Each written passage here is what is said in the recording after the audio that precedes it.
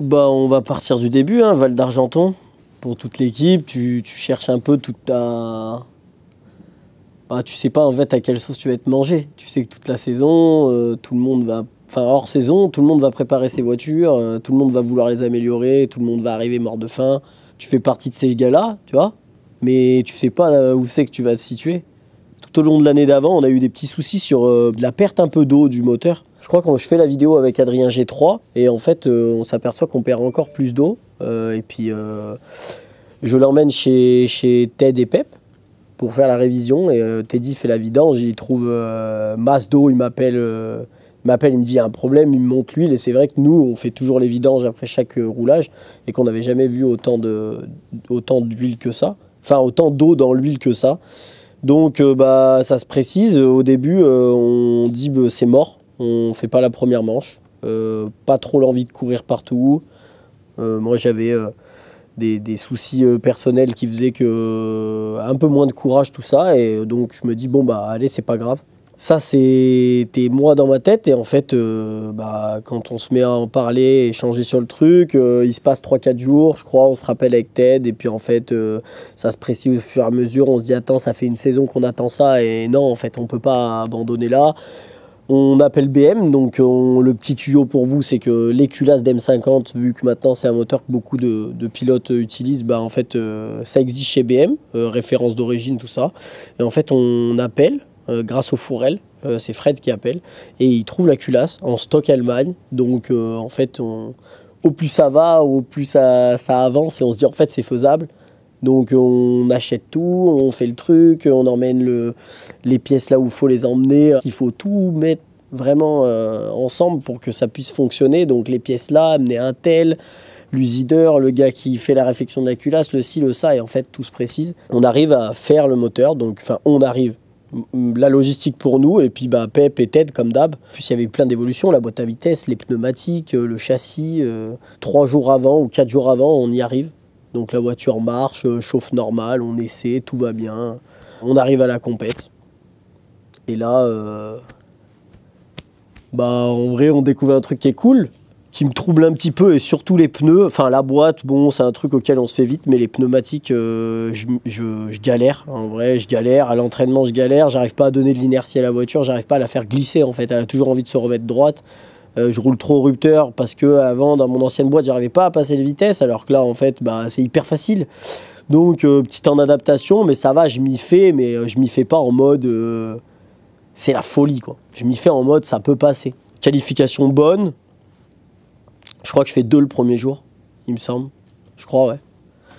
Donc hyper bien, hein. Je suis content, c'est ce qu'il faut. En tout cas, peut-être je dis des conneries, hein, 2 ou 3, mais bon, quelque chose comme ça. Donc vraiment, bonne surprise, c'est super. Je pars contre Damien. Donc en plus, Damien qui n'avait pas sa grosse voiture. Donc on se trouve sur un circuit qui a beaucoup de grippe, où on ne peut pas aller très très vite finalement.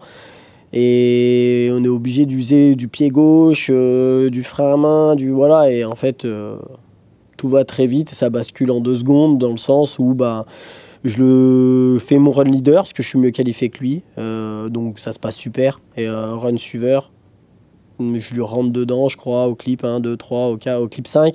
Je le rentre dedans, mais méchant. Et voilà, ça s'arrête là. Un peu la douche froide. Je pars début de saison avec l'envie de jouer le titre, en vrai.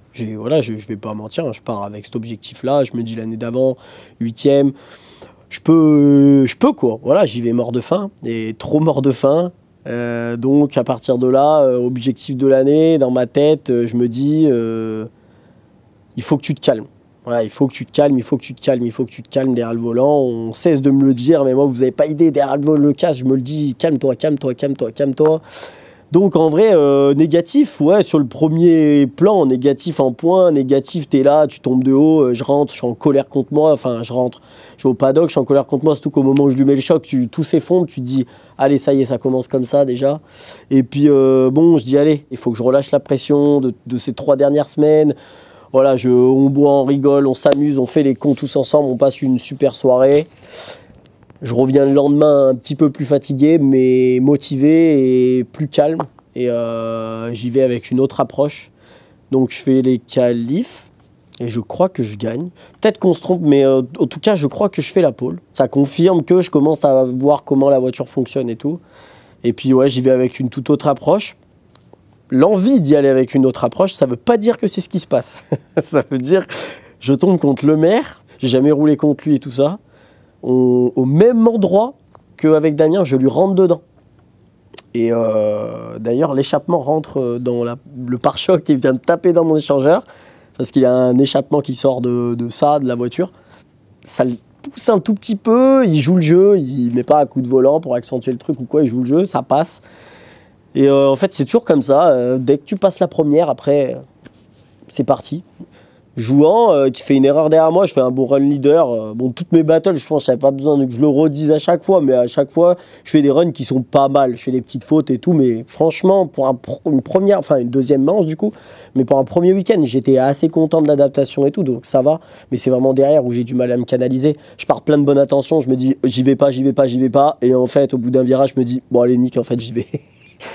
Ouais, ça, c'est un vrai problème, mais ça a été mon problème tout le long de l'année. Je vais y revenir après, je vais y venir après, mais voilà. Et au fur et à mesure, ça passe. Après, je crois que je fais boule baisse. Après, Guigui.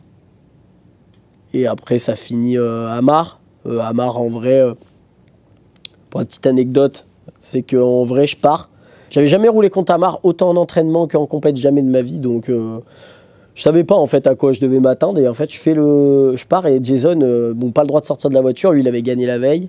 Jason vient me voir et il me dit gros vas-y il va me passer devant, il bombarde, lâche-le pas et en vrai voilà, je vais comme un bête et j'ai été surpris en fait parce qu'il roule hyper bien et tout mais avec de l'angle, mais finalement ça va pas très vite et là au moment en fait où déjà je me dis ok c'est bon il va raccélérer, en fait je raccélère, je lâche le frein et ça tape dans lui, donc déjà merci Antoine, en vrai tu joues le jeu, sur le principe t'aurais pu parce que je te mets un gros choc et j'abîme ta voiture, donc excuse-moi, mais t'aurais pu accentuer le truc, sortir, faire n'importe quoi, dire ah il m'a touché et tout, et c'est ça que j'aime dans ton esprit, et c'est ce qui a fait que j'ai kiffé te voir gagner le championnat cette année. Et au fur et à mesure ça avance, je dis allez je tape hop une fois, et en fait j'y retourne encore quoi.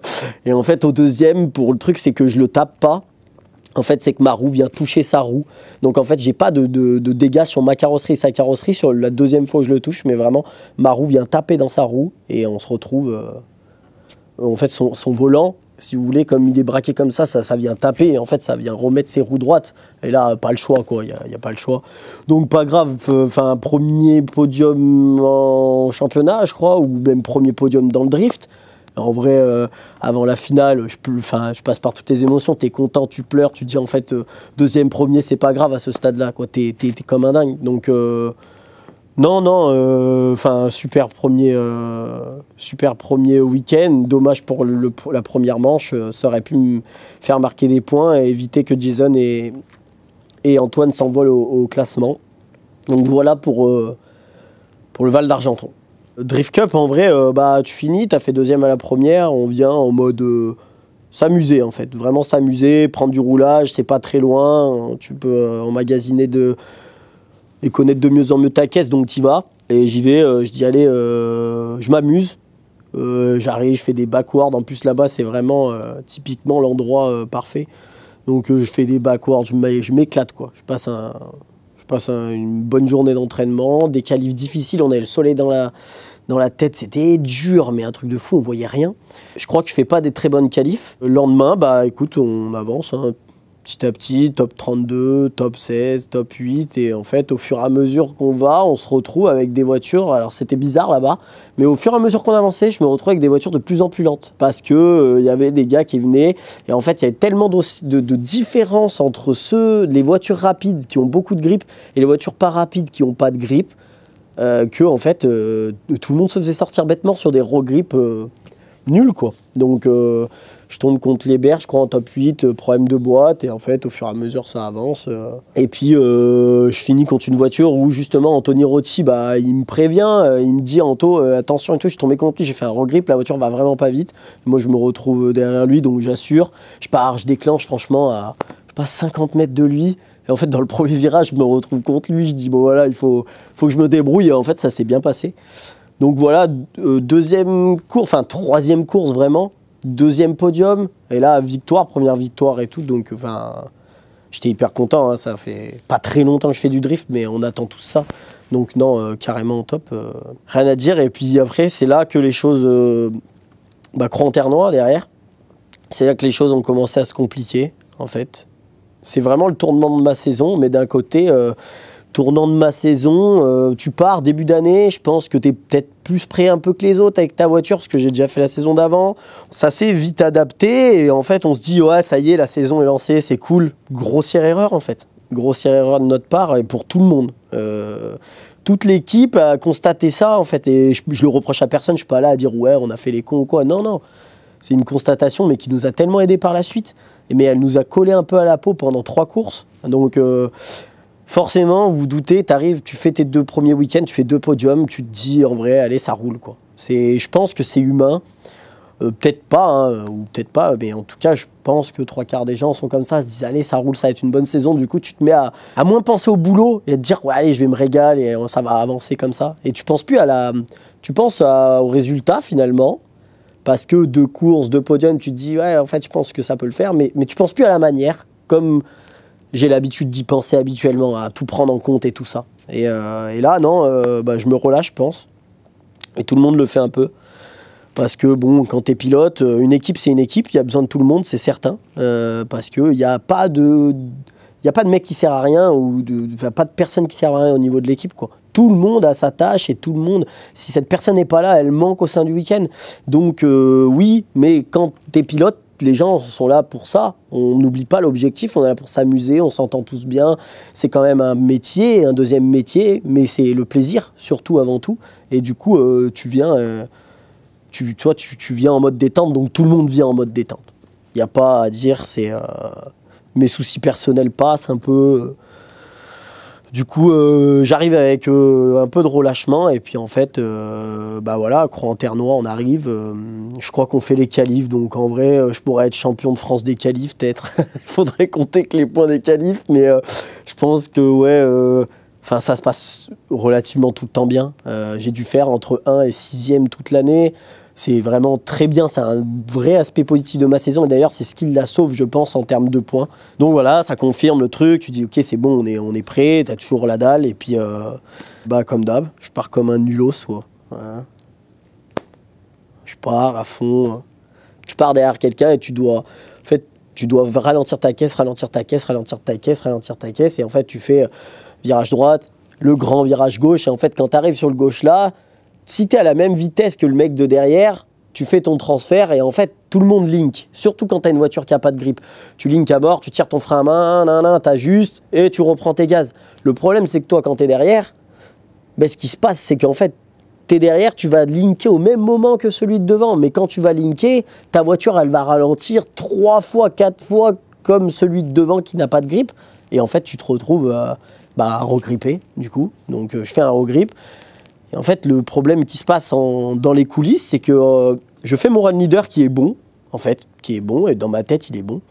Et Lara me dit au Toki, elle me fait le petit débrief, et elle me dit en gros que la ligne n'est pas top, et que y a derrière moi, il n'est pas pire que ça. Donc en gros, elle me fait un petit débrief, surtout qu'au début de l'année, on n'avait pas de trucs pour communiquer normalement, c'était SMS et tout, trop compliqué. On se comprend pas trop, mais bon, bref, en vrai, je comprends qu'il faut jouer la proximité. Donc, ok, j'y vais. Je dis, je joue la proximité. Et en fait, quand je joue la proximité au retour, Bon, mon ours. Tu veux gagner? Viens, bébé. Viens, mon fils. Viens. Oh, crapaud. Et qu'au retour, quand je joue la proximité, du coup, je me retrouve à faire un regrip. Et en fait, je rentre au paddock, donc énervé contre moi, hein, comme vous en doutez.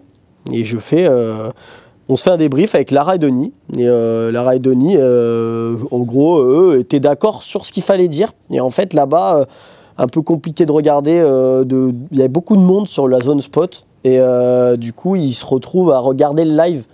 Et en fait, il D'habitude, Cran-Ternois, c'est long pour retourner à la start et là, ils nous faisaient couper. Donc du coup, en fait, pas trop le temps de se parler avec Lara, pas trop le temps de se parler avec Denis ou avec qui que ce soit. Donc eux, ils se font un débrief sur leur première impression et surtout, ils étaient au milieu de la foule dans la tente. Donc ça, c'est quelque chose qu'on m'a raconté. Et en fait, du coup, on se retrouve à pas trop comprendre parce que moi, je regarde la rediff et je dis, mais en vrai, mon run leader était bien. Et le run suiveur, enfin, pourquoi, du coup, vous m'avez dit de jouer à la proximité. Et en fait, eux, dans l'élan... petite erreur de jugement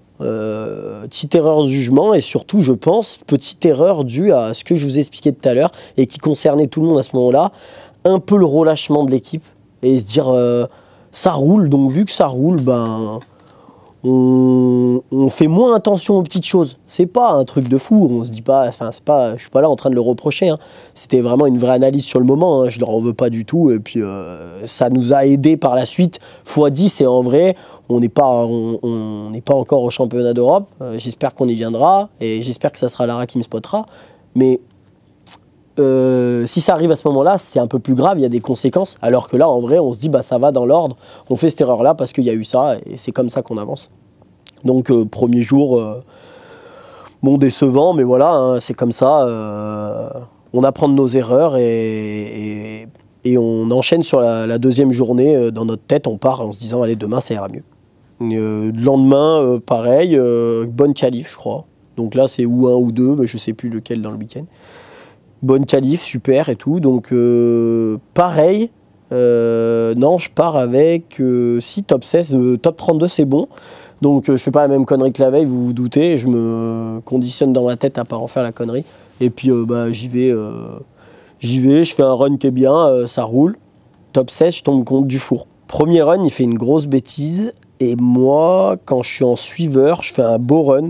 Mais j'ai voulu trop ralentir sur l'angle au virage du bout. Et en fait, je mets 2 roues dehors. Donc lui, bêtise à l'aller, moi, bêtise au retour, run à 0, one more time. On enchaîne sur le one more time. Mais en fait, au départ, je sais pas, ceux qui regardaient le live, je pense vous allez vous en souvenir, mais fumée bizarre de mon capot. Dans le doute, je regarde mes pressions d'huile et tout ça. Mes températures, pas de problème, je dis allez, j'y vais. Mais en fait, j'ai ma mise à l'air qui va sur mon Master Vac. Le collier s'était fendu et en fait, la mise à l'air s'est sortie. Et en fait, pour rouler derrière Nico Dufour, qui roule un petit peu plus lentement, en fait, je suis arrivé au déclenchement, je voulais mettre du pied gauche et ma pédale était déjà soudée, quoi. Vraiment très très dur. Et du coup, je fais comme je peux et je fais un run un petit peu similaire au premier One More Time, sauf que je mets pas les roues dehors et en fait après sortie de cette épingle là je reviens vachement sur lui et quand je reviens sur lui je peux pas faire de pied gauche dans la panique et pas trop l'habitude de ce genre de situation, surtout que moi je suis du genre à vraiment me faire des films sur ce qui se passe sur ma voiture, donc dans ma tête je suis plus trop dans ma course parce que j'aime pas quand elle est cassée ou quand il y a un souci. Je parle pas de la carrosserie, hein, je parle du moteur ou des trains. Et en fait, je fais une petite correction. Nico en fait pas, ni à l'aller ni au retour. Je perds la manche, mais jamais trop eu de soucis de mécanique. Donc en fait, j'étais pas trop, ça allait. Beaucoup moins déçu que quand je fais une erreur, moi vraiment. Où là vraiment, je m'en veux beaucoup. Alors que là, pas tellement. Je me dis c'est comme ça et puis c'est pas grave. Fin de Cran-Ternois et là, Jason et Amar prennent une envolée au point de fou. Jason, je crois, il fait un week-end monstrueux. Et puis il fait pas des bonnes qualifs à chaque fois, mais super battle tout le temps. Il est très fort sur ça. Il trouve les solutions, il se démerde. Et voilà, ils avancent dans le championnat et tant mieux pour eux. Et je crois que je suis toujours 3e. Non, je crois que je passe 4e à l'issue de ce week-end-là. C'est ça, hein, non? Non, toujours 3e. Slide. Chapelle du Bar. En vrai, on est à la maison, alors c'est top. Mais je le précise dans mes briefings, parce que je pense que ça a une grosse importance ces week-ends-là. Parce que, en fait, on s'éclate. Et puis, il y a un peu d'enjeu au niveau de la voiture. Tu casses ta caisse, ta saison, tu finis 10 mètres plus bas, ta saison est finie finalement. Donc, en plus, Jess vient, et c'est rare qu'il vienne au slide, donc cool. Il vient avec la E92. Franchement, on s'éclate. Hein. Passe une super journée. Deuxième journée, il freine un peu tôt et moi un peu tard sur le freinage de la fin. Je le rentre dedans, mais pas méchant. Mais j'avais la roue braquée, ça me casse l'amortisseur. Et c'est là que tout change. C'est-à-dire qu'en fait, cette info-là, elle n'est pas hyper importante. Je vais finir peut-être vous parler de la slide pour dire merci bon Gab et tout, leur gars, tout c'est top comme d'hab, rien à dire. On voit les gens qui nous suivent, qui sont proches de nous dans notre région, donc top et tout. Mais là, ma saison, en fait, elle prend un vrai gros tournant parce que je casse les amortisseurs que j'ai toujours eu sur ma voiture et on met d'autres amortisseurs que je ne vais pas citer la marque, qu'on m'avait acheté, enfin que j'avais acheté l'année d'avant, mais que Teddy avait pris comme ça là, et avait remis dans le coffre en disant je ne mettrai jamais ça. Là, on se trouve que je casse mon amortisseur, vous vous doutez que j'ai pas le choix, donc heureusement, on n'est pas loin de la maison, j'envoie quelqu'un chercher les autres amortisseurs, on les monte, et en fait, on les règle à la Walligen. Et ça, c'est un vrai problème, on les règle en disant, allez, ça va rouler, pas de problème. On les met, et là, en fait, le vrai gros problème que j'ai, moi, c'est que je m'adapte à tout, mais même à la merde. Donc, vu que je m'adapte à la merde, vous vous doutez que ça devient forcément inefficace. Donc on se trouve avec une voiture qui était bien, mais qui devient moins bien, mais que sur le moment, moi, je m'en aperçois pas tellement. Je me dis, on met un truc neuf, mieux, forcément c'est mieux. Forcément c'est mieux si c'est bien réglé. Et mon erreur, c'est de ne pas retourner voir Pep et Teddy pour leur faire régler. On s'est dit, je ne vais pas les déranger, on va régler la voiture nous, donc on va sur un banc de géo. On fait la géo et tout, mais en fait, on a la ramasse. Donc, je conduis la fin de journée, la voiture bizarre, elle saute, mais à la fois, on me dit c'est normal qu'elle saute. Bon, voilà.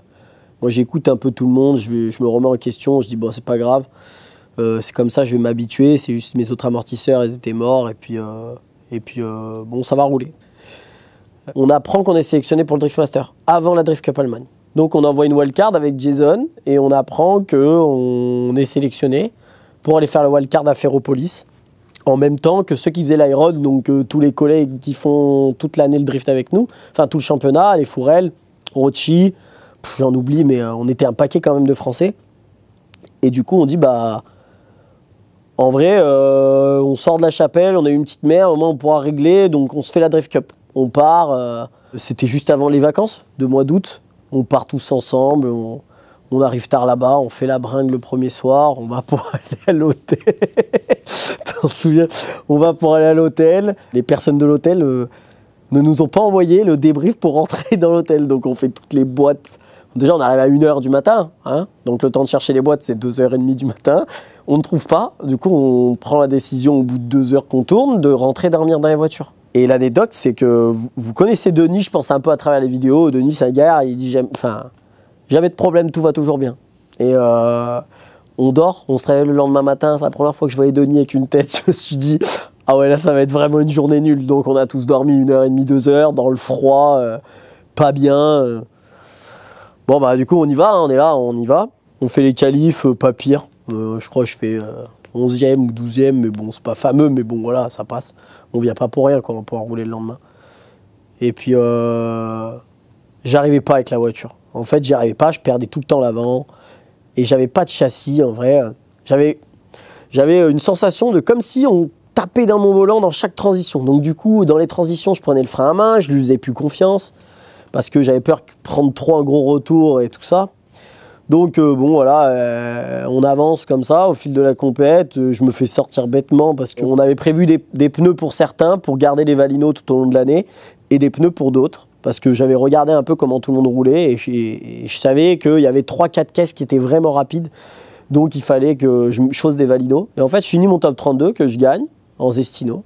Et je dis, bah allez, je mets des Valino. Non, je dis, bah selon avec qui je tombe, je mets les Valino. Et en fait, on nous dit, bon, bah allez là-bas, on vous dira et vous pourrez revenir changer les pneus. Donc du coup, je vais là-bas, mais je mets des Zestino. Et je dis, bon, bah je reviens si jamais il y a un souci. Et en fait, je tombe contre un gars qui a roulé au Drift Master et qui est vraiment bon.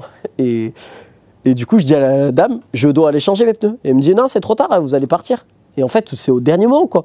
On était tous ensemble, on demande pendant une demi-heure avec qui on est, et la dame nous dit au dernier moment, ouais, vous avez été avec lui. Et je dis, mais du coup, non, pas les bonnes pressions, les mécanos ne veulent pas revenir faire la pression des pneus et tout. Bon, bah, du coup, je dis, bon, bah, je pars, je me fais éteindre le corps, hein, au retour. À l'aller pas mal, et au retour, il me met une tempête. J'ai pas roulé de l'année avec du Zestino, mis à part en entraînement. La voiture, je suis à la ramasse. Enfin, je fais un run nul de chez nul. Et du coup, je me fais sortir. Pas très rassurant, sachant qu'une semaine après, on va au Driftmaster. Donc je dis, bon, c'est comme ça. Le soir, on a le droit de rouler. Ils ouvrent la piste. Et en fait, pendant 2 heures... Et là, je peux vous dire, c'était l'éclate. On a passé une fin de journée de fou. Mais dans l'analyse de ça, et dans les rushs que je vois et tout, toujours ce problème de train avant. Je le perds. Je suis beaucoup... En fait, là-bas, on est en montée. Donc en fait... beaucoup de poids sur l'arrière et à chaque fois que je déclenche, ça déclenchait vite en plus, je crois quasiment fond de 5, enfin milieu de 5. Et à chaque fois, je perds le train avant, j'arrive au fond, je faisais des backwards, mais l'avant revenait tout le temps. Bon voilà. Je finis le week-end quand même sur des bonnes sensations en me disant en fait, il faut que je m'éclate pour que ça marche et voilà, je reste là-dessus. Et on part au Driftmaster. Donc on règle tout la veille, la semaine qui précède ça. Mon père assure à mort, moi je pars en vacances, donc mon père et Denis, garage Blondeau, là, ils font que toute la semaine, ils bossent, nouvel échangeur fait par Crazy Fab, parce que elle prenait trop de température d'admission, nouvel échangeur, on change plein de trucs, on fiabilise, on se dit on va pas là-bas pour faire de la mécanique, et du coup ils se tapent une semaine de fou, Teddy, on change l'échangeur, on refait la carto, on emmène la voiture là, on fait le para, tout, et sur la feuille de para, en vrai on se dit elle est parfaite. Je vais au Driftmaster et bon, la petite anecdote c'est que Teddy arrêtait pas de dire que les amortisseurs c'était de la merde et que la voiture allait pas. Et en vrai, vous connaissez pas Teddy mais c'est une tête de mule. Et en fait, quand il a quelque chose qu'il aime pas, il va pas développer. Il sait pourquoi il aime ou il aime pas. Et souvent c'est concret, hein. Mais sauf que quand on t'expose ça et qu'on te dit tes amortisseurs c'est de la merde, faut que tu en achètes des autres et ça coûte 5000 balles, bon tu te dis c'est un caprice, ils vont très bien et voilà. Mais en vrai, il avait raison. Il y avait un vrai problème d'amortisseur. Je vais au Driftmaster. Je roule à l'entraînement. En vrai, pour vous dire, j'arrive là-bas, je suis un peu figé parce que je regarde la première session. Je vois un des 2 Red Bull Brother avec les nouvelles M4 qui s'explosent dans le mur. J'en vois 1, 2, 3. Et moi, je me dis, mais moi, je peux pas faire ça avec ma voiture. Et le cap mental de se dire, il y a ce mur là-bas et en fait... Normalement, je peux m'ajuster un peu, accélérer, corriger, tout ça. Là, en France, ça passe. Là-bas, ça passe pas. En fait, les mecs, ils arrivent à fond. Et en vrai, ils font demi-tour dessus à ça près, quoi. À peu près, à ça près. Donc, soit ils cassent un peu l'arrière, soit ils le cassent pas. Mais bon, ils s'en foutent un peu, en fait. Et du coup, je me mets un frein et j'arrive pas à me lâcher. J'y arrive pas. Et toujours ce problème de volant où ça me... la voiture, elle est plus sécure, mais en fait, ça s'est tellement fait au crescendo de l'année que du coup, je capte plus si c'est moi ou si c'est la voiture. Et en vrai, je vous le dis, je me le dis que c'est moi. Je me dis que c'est moi et je me remets en question. Et en fait, au fur et à mesure, un enchaînement de mauvaises courses et je me dis, il y a un truc qui va pas et c'est moi quand je suis à la rue. Donc, je pense pas à l'inverse, à me dire c'est la voiture. Je me dis c'est moi et il y a un problème. Donc on fait le week-end, on fait les qualifs, on roule pas beaucoup là-bas, hein, pour vous dire, au briefing, ils disent qu'en gros, tu viens pas au Driftmaster pour t'entraîner et que tu vas là-bas pour performer. Et, bon, ils ont raison, hein. La place est compliquée à avoir et quand tu y vas, tu dois être prêt. Et moi, je l'étais pas du tout. Voilà, je pensais l'être et je l'étais pas du tout. Et d'ailleurs, c'est une des raisons pour lesquelles je voulais absolument y aller, voir si c'était faisable pour l'année prochaine ou s'il restait du travail. Il reste toujours du travail, mais est-ce qu'il reste vraiment énormément de travail et que je vais progresser là-bas et pouvoir faire une saison cool? Ou alors est-ce que ça va être nul et que ça sert à rien d'y aller? Je pense que c'est trop tôt. Donc le pourquoi vous allez comprendre après, mais bon voilà, je fais mes qualifs. Premier run pas ouf. Et deuxième run, Gab me spottait, donc Gab de la slide. Hein. Et en fait, je fais mon deuxième run, Gab enlève le casque, il me dit c'est bon, on n'est pas venu là pour rien, sors-toi les doigts du cul, faut y aller. Et je fais un run qui pour moi est vraiment bon en fait. Je sors de la voiture, je suis affolé, je suis content et je dis à Denis alors, combien? Et il me dit 34. Donc bon, je reste sur le cul, je lui dis c'est pas vrai, 34e et tout avec ce run là, un peu choqué. Au début, je croyais qu'il me faisait une blague. Et non, il me fait pas une blague, il me monte mon run. Et bon, sur le coup, premier truc, je compare avec celui de Jason. Et de mon point de vue, je me dis, c'est vrai que je comprends pas trop en fait. Qu'il y ait autant de place entre 2 runs qui sont... Le sud de Jason est meilleur, hein, la preuve. Mais physiquement, pas tellement en fait. Mais on se rend compte que la télémétrie de là-bas, elle est tellement évoluée que en fait, ça fait toute la diff. Parce que ma voiture, moi je corrige beaucoup. Mais en fait, d'extérieur, on ne le voit pas. Et Jason, pas du tout en fait. Jason, c'est beaucoup plus fluide.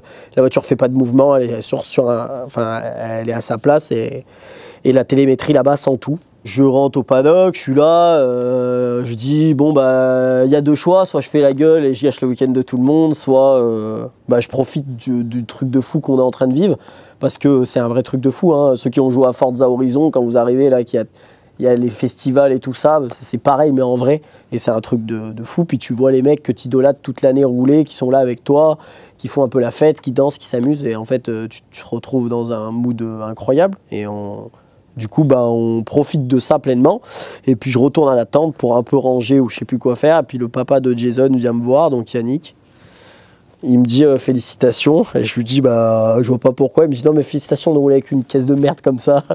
Il me dit, tu me la donnes, moi, je la prends pas et tout. Et je lui dis, bah, bon, je reste un peu choqué. Et je lui dis, mais pourquoi? Il me dit, mais le moteur, ça, tout le monde l'a. Tout le monde a le moteur, ça, c'est vrai, ça roule. Mais il y a un problème, ta voiture, elle a un problème. Et il me prend les rushs du live et il me montre le passage de Jason et le mien, mais il me montre vraiment ce qu'il faut regarder. Et ça me saute aux yeux que ma voiture fait ça. Elle saute, en fait, et à chaque fois que je tiens le frein à main, l'arrière se lève, l'avant, et elle fait ça tout le temps, en fait. Et dans toutes mes corrections, elle fait ça. Et c'est ce qui fait que, bah, comme ça vient mettre beaucoup de poids sur mes roues avant, bah, en fait, ça, à chaque fois, ça me renvoie un point dur dans le volant. Et en fait, tout rentre suite à son explication, et il y a beaucoup de choses en fait qui se précisent par rapport à ce que je ressens derrière le volant. Et il me dit bon bah voilà, je peux faire des amortisseurs. On en parle avec Ted, on en parle avec Pep, on en parle avec tout le monde. Tout le monde est d'accord sur quoi faire comme amortisseur, et puis on se lance. Je dis bah on rentre, tu les commandes et ça roule. On finit notre week-end qui est d'ailleurs incroyable, hein.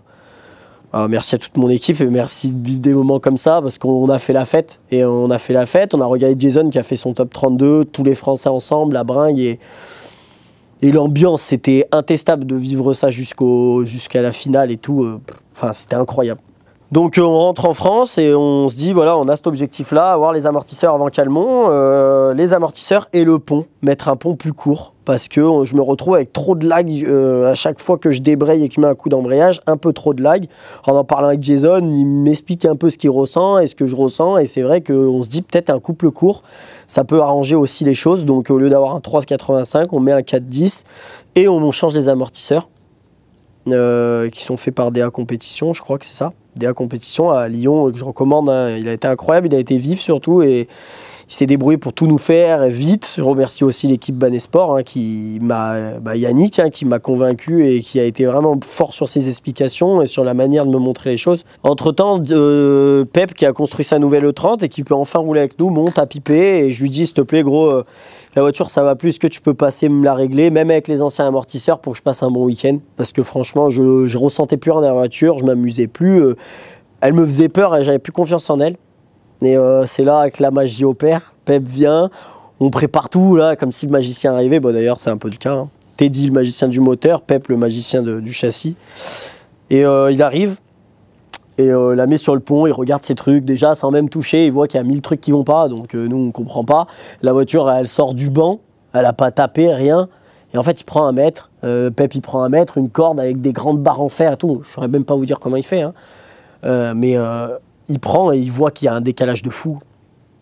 Il voit qu'il y a 3 cm de chasse à l'avant, l'arrière est beaucoup trop haut, l'avant beaucoup trop bas, donc il corrige tout ça, il me change les cales, la Karmann, il me change un tas de trucs.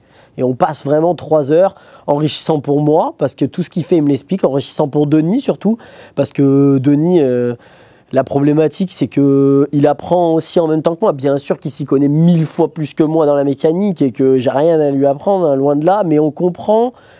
C'est avec lui que j'échange, en fait, quand on veut régler sur les courses, que Pep et Teddy, on les a au téléphone, peut-être derrière l'ordi pour les logs, et Pep pour les conseils si on a des trucs, mais c'est avec lui vraiment qu'on est sur le terrain et qu'on doit se comprendre. Et en fait, on comprend un tas de trucs. Et d'un côté, le truc rassurant, c'est qu'il dit, mais comment tu fais pour rouler avec une caisse comme ça?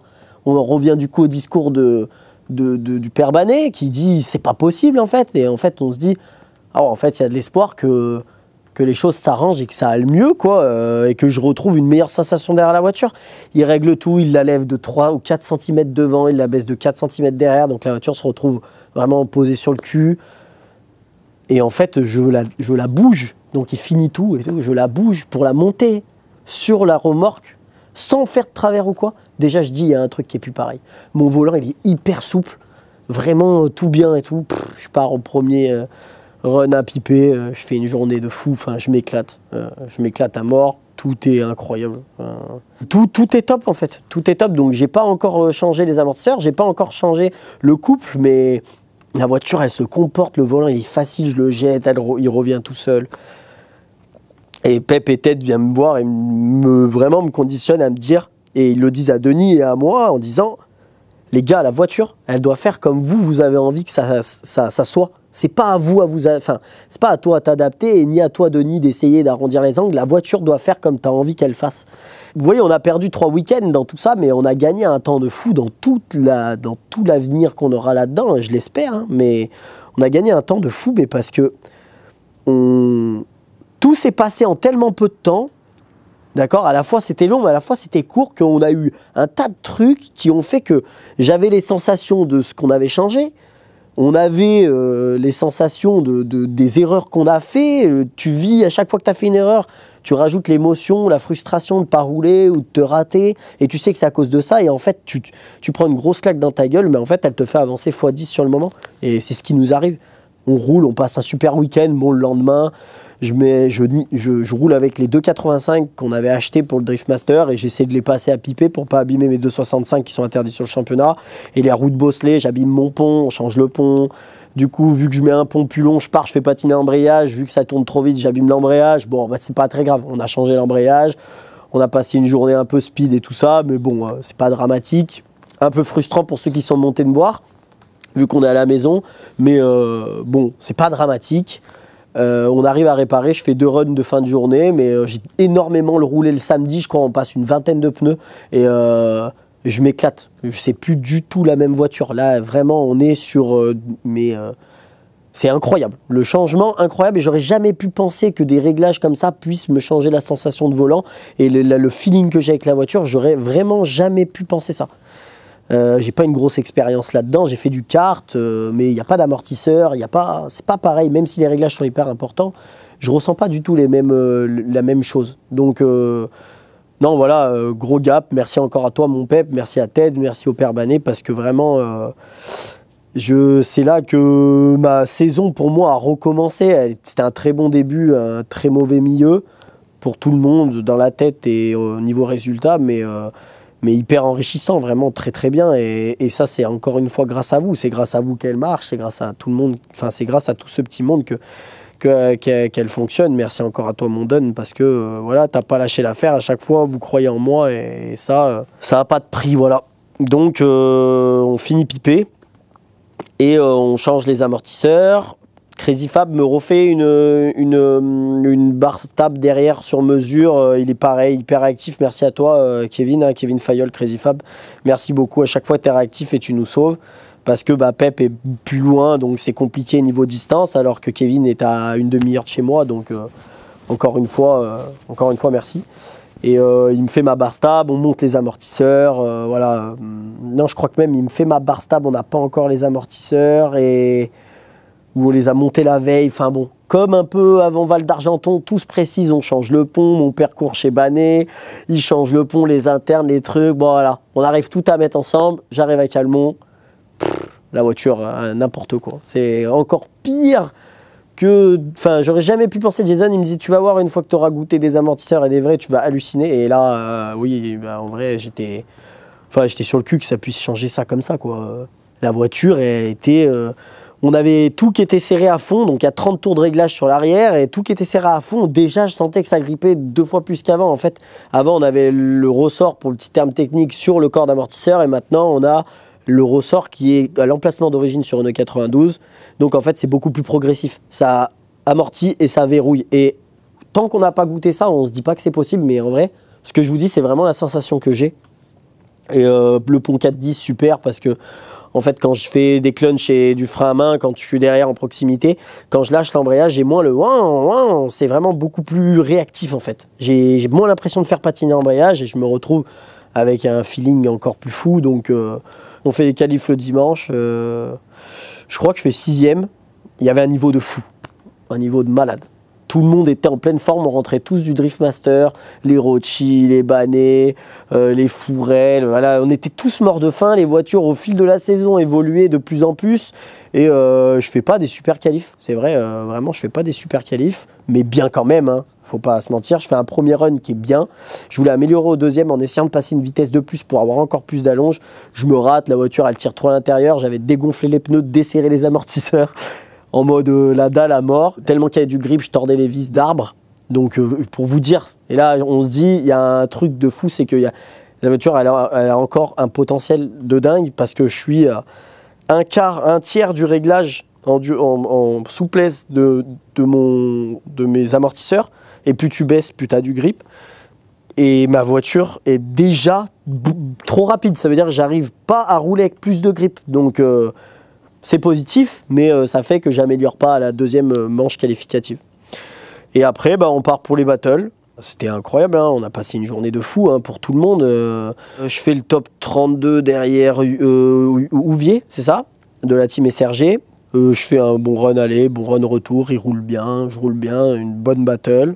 Top 16, Sofiane, pareil, Soso il roule bien, mais on voit qu'il y a quand même, bien sûr que derrière, ça se passe entre le volant et le siège, mais il y a aussi, il y a vraiment la voiture. Déjà, j'ai compris un truc, et puis la voiture va vraiment vite et ça marche, quoi. Et en fait, une fois qu'on a passé top 32, top 16, on est dans un élan. Tous ceux qui le vivent le diront. Après, ça roule, en fait. On a pris nos marques et ça tabasse. Je tombe après top 8 contre Armindo, c'est ça? Armindo, pareil, ça se passe bien. C'est des battles qui ne sont pas remportés haut la main. Mais je fais un peu moins d'erreurs, un peu plus de proxy, et ça se passe bien, quoi, et ça avance, et top 4 avec Jason. Donc je pars run suiveur, et en fait là-bas, tu roules une vitesse en dessous quand tu es derrière, en tout cas c'est ce qu'on fait. Et en fait, je fais beaucoup de rupteurs parce que Jason a une voiture qui va plus vite que les autres, et presque j'aurais pu monter une vitesse de plus avec lui. Et en fait, je pense qu'elle a tellement tapé au rupteur, donc je fais quand même un chouette run. Je reste pas loin, c'est propre. Il fait une petite erreur, il râpe le clit intérieur. Et en vrai, ça donne du positif pour le run d'après, parce qu'en leader, j'ai jamais vraiment de problème. Et je me dis, bon, bah allez, ça va le faire. On part run leader, je déclenche. Je fais le clip 1, je prends les gaz. Et au moment où je prends les gaz, je sens que la voiture, elle se met à tourner par rond. Donc comme un peu la veille quand j'avais tordu les vis d'arbre, elle se met à faire, ça tape en fait vraiment fort dans la voiture et ça tourne par rond. Et je me dis, sur le coup je me dis putain j'ai cassé un truc. Donc je jette un coup d'œil sur mes manos qui sont gros quand même sur la tablette, et je vois que les pressions c'est tout en haut, qu'il n'y a pas de souci. Donc je dis bon bah allez, je reste. Et en fait le peu de temps que je me fais ça, je reprends pas mes gaz assez tôt, je sors la roue dehors. Et bon, la voiture tournait sur 5 cylindres, mais c'était pas hyper handicapant, mis à part dans le mental, j'avais de la puissance et tout ça, hein. Et je sors ma roue, et je rate le clip que Jason a raté à celle d'avant. Et en fait, le haut, je cafouille un peu, je suis plus trop dans mon truc, j'ai peur que le moteur il implose. Et Jason, lui, il saisit l'occasion, il vient direct s'y mettre, hein. Donc il n'y a pas de chichi, et donc bah, je perds la battle. Je perds la battle contre Jason, donc félicitations à lui, hein, parce qu'il a fait un chouette run, et puis une bonne bagarre. Je redescends, dans le speed je dis vite au Toki, j'ai un problème de moteur, on cherche et on n'arrive pas à trouver ce que c'est. On n'arrive pas à trouver ce que c'est sur le moment. Je tombe contre Axel, donc pour la petite finale, donc pour jouer la 3e place. Et donc je pars. Et en fait, au rupteur, enfin au ralenti, tout va bien. Et dès qu'elle est en charge et qu'elle chauffe un peu, problème de. Toujours, elle tourne sur 5 cylindres. Donc je dis tant pis, allez, je fais abstraction de ça. Tout le monde me dit fais abstraction de ça, c'est pas grave. Alors que je suis pas trop du genre à faire abstraction de ces choses-là. Mais je dis allez, il faut que j'y arrive. Je fais mon run contre Axel. Pareil, super battle. Aller, retour. Et bah, je l'emporte. Ça fait plaisir contre Axel, surtout un pilote comme ça. Il a fait son année au Driftmaster. Donc voilà, super. Et donc ça assure la 3e place. Et j'apprends que la finale, c'est Anthony contre Jason. Donc je me dis en fait, ça veut dire qu'on est les 3 sur le podium. Et la veille, on en parlait. Je disais, allez, on se fait un podium à 3. On vannait un peu quand on était en fin de journée. Et en fait, bah, c'est appréciable. On se dit, allez, c'est sûr que l'un ou l'autre, peu importe l'ordre maintenant, bah, on y sera tous les 3. Donc vous vous doutez, c'est un moment incroyable, hein. Moi j'arrive, eux ils finissent, j'ai le temps de monter, je les vois tous les 2 attendre pour annoncer le résultat.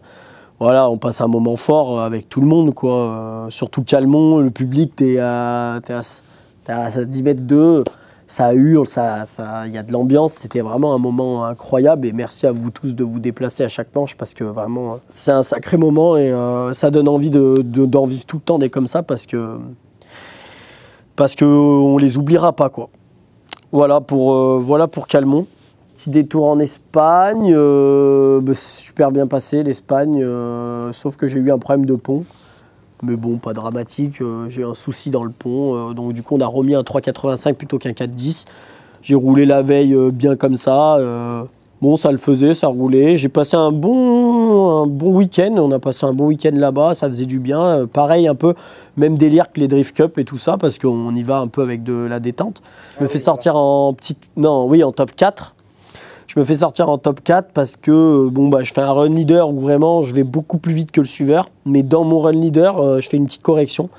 Et en fait, le run retour est super. Je fais un bon run battle, je suis pas très loin, ça se passe nickel. Je me retrouve à faire une correction et lui, en fait, a fait 2 runs bons. Et en fait, ils ont pas privé. Enfin, pour moi, c'était pas une erreur éliminatoire. Mais lui fait 2 runs parfaits en termes de ligne.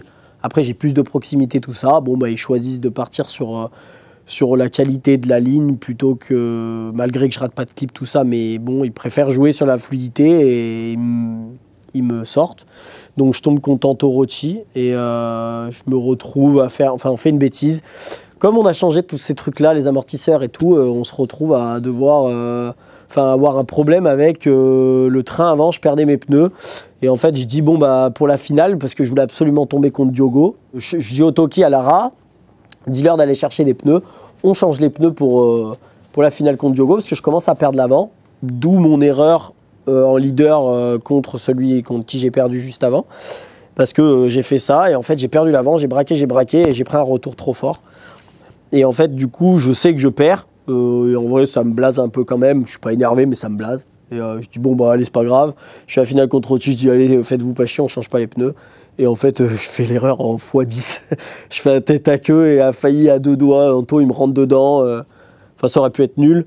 Et voilà, en fait, comme on changeait beaucoup plus les pneus avant, quand on avait l'ancien réglage, qu'on les usait beaucoup plus. Et là, en fait, avec le nouveau réglage, le fait qu'il y avait le cul plus bas, l'avant plus haut, on se disait qu'avant, on changeait les pneus parce qu'il y avait un souci de réglage. Mais on les regardait. Voilà, une erreur encore qui fait que après... on saura qu'il ne faut plus le faire, mais en fait, on s'est mis à plus changer les pneus et à pas spécialement y faire attention. Donc voilà, encore une petite leçon, une petite tape derrière la tête pour dire qu'il fallait y penser. Et puis on rentre et puis on prépare la voiture pour la finale donc à Val-de-Vienne. Que dire du week-end on est content que ça soit la dernière parce qu'on est tous un peu fatigués, l'équipe et tout ça. Mais bon, il y a tout le monde et on sait que ça va être un super week-end parce que justement, il y a Pep, il y a Ted, il y a tous les copains, il y a tout le monde qui est là. Donc ça va être un bon week-end. On fait la journée d'entraînement, ça se passe plutôt bien, j'ai des bonnes sensations.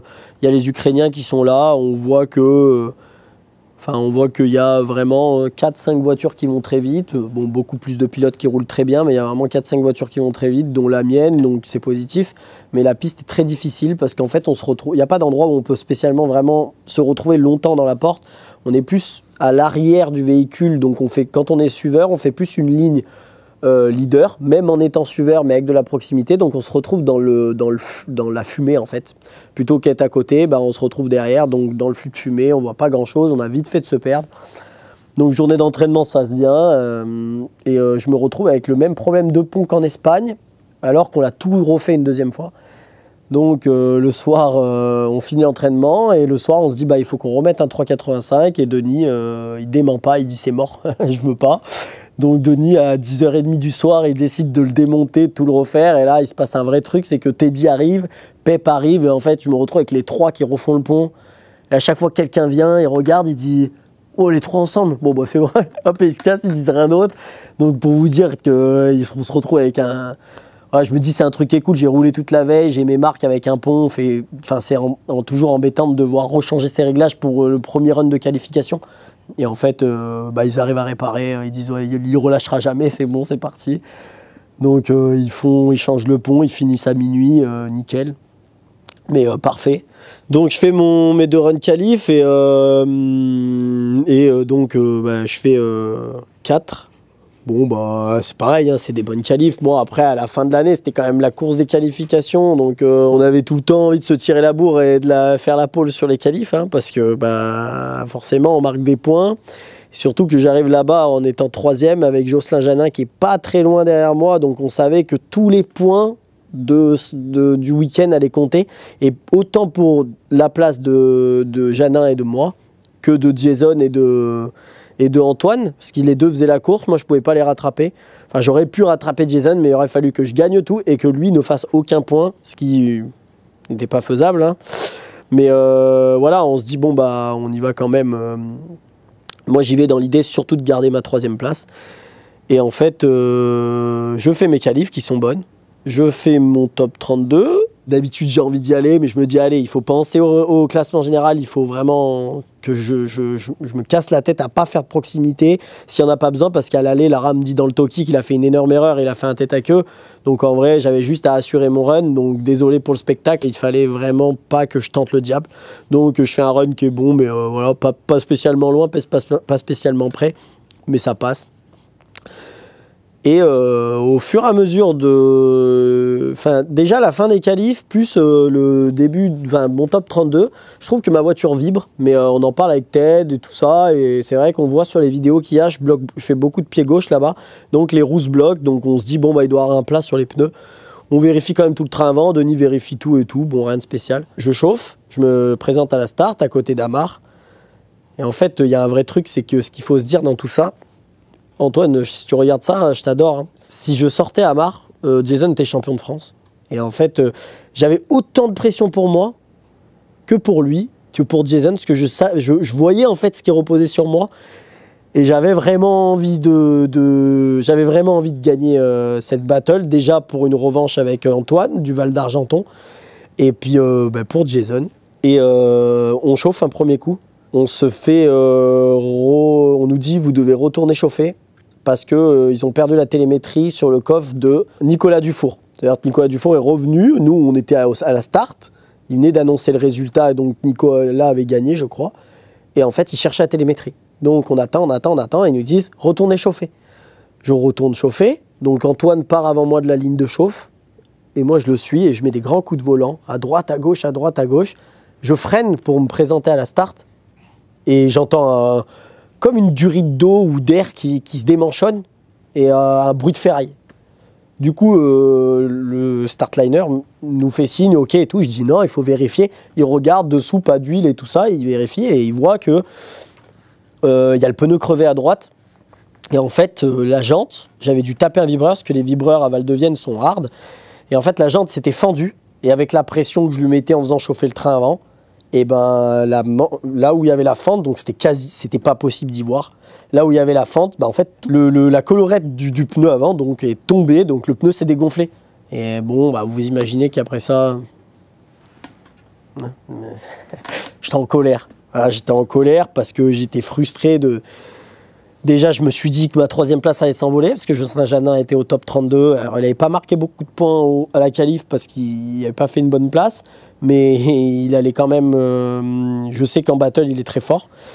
Donc, en vrai, tout s'écroule pour moi. En vrai, dans ma tête, je me dis, voilà, c'est mort. Jason, il y a moins... Enfin, déjà, d'une, je ne gagne pas ma battle. Mon week-end s'arrête. Je finis sur une année où je ne peux pas me battre jusqu'au bout. Je vais peut-être être 4e au pied du podium, ce qui est vraiment une mauvaise place. Et je me dis, bon là, c'est la merde. Du coup, on profite de la fin du week-end. Puis je suis Jason dans l'évolution de son top 32. Et en fait, il finit contre l'Ukrainien qui a été très fort. Et il rate, du coup, je crois qu'il perd à 3 points le championnat, ce qui est frustrant. Moi, merci Kevin qui sort Janin et qui me permet de conserver ma 3e place. Donc franchement, du coup, ça m'a fait relativiser mon week-end. Et c'est tellement une bonne nouvelle. J'attendais ça depuis le début d'année. Il y a tout qui se relâche, donc on apprécie la place. Si j'avais fait 4e et que j'avais fini sur une course comme ça, je vous garantis que ça n'aurait pas été un super moment. Mais là, le fait qu'il y ait la 3e place, ça a annulé toute la déception qu'il y a eu avant ça, en fait. Ça a tout annulé parce qu'il y avait des soucis, des histoires de règlement. Est-ce que c'est bon, est-ce que c'est pas bon? On se pose 1000 questions. Voilà, et en fait, ça a tout annulé, le mauvais délire, on s'en fout, quoi. Voilà, on se dit, ça y est, de toute façon, j'aurais pas pu faire deuxième, troisième place, bah, c'est... Voilà, c'est un peu... Pas inattendu, mais c'est la consécration, c'est le résultat pour toute l'équipe, c'est le résultat pour tous les gens qui nous ont aidés, qui nous suivent, tout ça. Ça fait plaisir, quoi, ça fait du bien. Et je pense que l'équipe le mérite et qu'on le mérite tous, on a tellement bossé tout au long de l'année, on a tellement eu de coups de mou et on s'est tellement toujours relevé et remis en question que ouais, je peux que remercier toute mon équipe, je peux et remercier vous tous qui nous suivez. Donc ouais, merci à tous, merci de nous soutenir comme ça. Là, c'était mon anniversaire il y a quelques jours. Je reçois je sais pas combien de messages et c'est inespéré, ça fait que 2 ans que je fais ça et ça me fait chaud au cœur. Souvent je reçois des messages personnels où on me dit des choses que je vois l'importance qu'on a dans vos vies et bah des fois c'est surprenant mais ça fait du bien en fait, ça rebooste tout le temps et ça fait plaisir. Et je vous remercierai jamais assez pour ça et j'espère vraiment pouvoir continuer à vous faire plaisir comme ça. Et j'espère que Lynn pourra aussi continuer à faire des vidéos, à prendre le temps. Mais voilà, je veux pas gâcher ce moment, mais tout ça, ça va dépendre du budget. Voilà, ça va dépendre du budget. Je vous annonce déjà que j'irai pas. Je pense pas que je ferai ma candidature pour l'année du Drift Master, mais j'y retournerai certainement faire 1 ou 2 wildcards si les choses se précisent bien, parce que c'était tellement enrichissant qu'on ne peut pas ne pas y retourner. Mais je veux me faire une belle année de championnat de France, faire évoluer encore la voiture. Donc au passage, je fais un petit appel aux sponsors. Hein. S'il y en a qui veulent participer, bah, c'est avec grand plaisir. Merci à tous ceux qui nous ont aidés et qui sont déjà sur la voiture et que j'espère qu'ils nous accompagneront tout au long de l'année prochaine aussi, parce que bah, sans vous, cette année, elle n'aurait pas été faisable. Parce que bah oui, la première année, on n'a pas reçu beaucoup d'aide, mais l'année d'après, si. Je vais essayer de tous vous citer, mais bon, la slide, il nous aide pas. Enfin, Gab, il m'a pas aidé financièrement, hein, mais il y est pour beaucoup dans tout ce qui s'est fait depuis le début du drift. Hein. Il m'a conseillé sur ma première voiture et toujours de bons conseils. Et puis si vous avez besoin de quelqu'un qui vous dit que vous n'êtes pas bon, et ben lui, il sera là pour vous le dire, mais c'est pour avancer. Insta360 qui nous offre toutes les caméras et qui vraiment nous donne du matériel pour faire des vidéos de fou, pour que Lynn il s'éclate encore plus, pour qu'on vous fasse vivre en immersion les choses. L'atelier Groll qui nous a aidé financièrement, je les remercie encore et encore. Passlock, voilà, qui est mon papa, mais qui nous aide financièrement, c'est sûr, mais qui fait des folies pour nous, hein, tout l'agencement du camion et tout ça, et qui charge, qui décharge, il court de partout et tout, et voilà, merci papa, hein, merci à toi d'être là et de vivre ça avec moi. Je suis fier de partager ça avec toi et que tu partages ça avec nous tous. Voilà, t'es une pièce importante dans tout ça et c'est beau, quoi. Donc merci encore à vous, la famille, et puis surtout à toi. Ecoterre, merci. Motortech pour le prêt du banc, merci à toi. Il y a CN Motorsport, Europliage, pareil, qui nous aide financièrement depuis déjà 2 années, parce que je dis une bêtise, la première année, ils nous aidaient déjà. Et merci à toi, Romu, vraiment, parce que cette année, ça a été d'une grande aide. Jérôme Transport, qui nous a aussi aidé financièrement, et Guillaume, qui a été là tout au long de l'année, qui est une pièce maîtresse de l'orga, de LLD, il fait à part entière partie de l'équipe. Et mon Guigui, merci pour ta bonne humeur et tes conneries, mais merci aussi d'être là et d'être sérieux quand il faut être sérieux. Merci à Fuchs, les huiles, qui nous offrent depuis 2 ans toutes les huiles qu'il nous faut pour le véhicule. Merci vraiment à vous, parce que malgré tout ça représente, vu qu'on vidange beaucoup, une grosse somme tout au long de l'année. API, Voiron, Edgar qui se démerde toujours à nous trouver des pièces au dernier moment. C'est Edgar qui est en plus mon ami et qui se démerde toujours pour nous sauver le coup et qui est d'une aide irremplaçable. Merci au Binoc du Trièvre qui nous a rejoint aussi en cours d'année. Je crois que j'ai fait le tour pour tout ça. Après, ceux que je vais citer là, c'est vraiment les gens qui sont proches de nous, qui font vraiment partie de l'équipe, avec qui on partage des choses fortes. Il y a Starfo qui est un peu... quand la voiture passe par là et qu'on fait partie de cette équipe-là, c'est un truc important. Donc, moi, c'était important c'était important pour nous d'y passer. Et j'ai pas été déçu, d'ailleurs, personne l'a été. Et merci à toi, Chris, d'avoir fait un truc... qui sort un peu de ta zone de confort, qui n'était pas vraiment comme d'hab, mais qui te ressemble et à la fois qui nous ressemble. Et merci à toi, gros, vraiment. L'année prochaine, on va lui faire une beauté et puis elle reviendra chez toi. On fera peut-être quelque chose d'un peu différent, mais merci à toi, en tout cas, pour tout. À bientôt pour une collab de t-shirt. Hein. Merci au Garage Blondeau, qui fait partie de la famille, Merci à toi, Don, merci à tes fils, merci à ta femme, merci de partager tout ça avec nous, de sans cesse croire en moi et de jamais lâcher l'affaire, d'être tout le temps positif et de me faire passer des week-ends comme ça. Voilà, je sais pas aujourd'hui ce que je ferais si t'étais pas là. Enfin, je sais pas ce que ça serait si tu passais pas ces moments-là avec nous. Autant sur le point de vue technique, mais autant en tant qu'humain, voilà. Merci pour tout ce que tu fais pour moi, merci pour tout ce que tu fais pour l'équipe. Et je pense que je parle au nom de toute l'équipe. Voilà, merci à toi, mon Lynn, parce que sans toi, ça serait pas pareil. Puis LLD, ça serait pas là. Déjà, je ferais même pas de drift. Et puis, merci de nous faire vivre tous ces trucs-là au fur et à mesure, tout le temps. De chaque fois qu'on regarde une vidéo, pouvoir ressentir ce qu'on a ressenti sur ce moment-là, de me faire chialer à chaque fois, parce que à chaque fois, c'est pareil, ça me fait les mêmes émotions. Et je crois pas qu'il y en ait une qui me fasse rien. Donc, merci à toi, mon frère. Hein. Merci. Merci à toi, mon doux. Parce que vous la voyez pas beaucoup, hein. Je peux pas la mettre parce qu'après tout le monde l'ajoute sur les réseaux. Mais merci à toi parce que sans toi ça ferait pas. Parce que le noyau de LLD c'est nous trois et c'est parti de ça. Je me revois nous faire nos pauvres logos comme ça pour démarrer en disant allez faut qu'on le fasse. Merci de tout le temps croire en moi et de quand je doute être là pour me soutenir. Je n'ai même pas besoin de dire ce que tu fais vraiment sur les courses, hein. Tu fais du spot et tu t'aides à l'orga, tu fais tout ça, mais merci d'être là avec moi au quotidien et de jamais douter de moi, dans n'importe quoi, même si c'est pas facile des fois d'être avec moi. Merci encore à ma famille, tous ceux qui ont été là tout au long de la saison, qui ont partagé des moments forts avec moi, à mes sœurs, à ma mère, et surtout à mon papa. Voilà. Merci à vous, Ted et Pep, parce que sans vous, c'est la même chose. Il n'y aurait pas tout ça. On se l'est dit samedi soir, hein, un peu éméché, mais une équipe, ça ne marche pas les uns sans les autres et ça n'aurait pas marché sans vous. Vous avez quand même toujours cru en moi, vous avez fait votre taf comme il fallait le faire.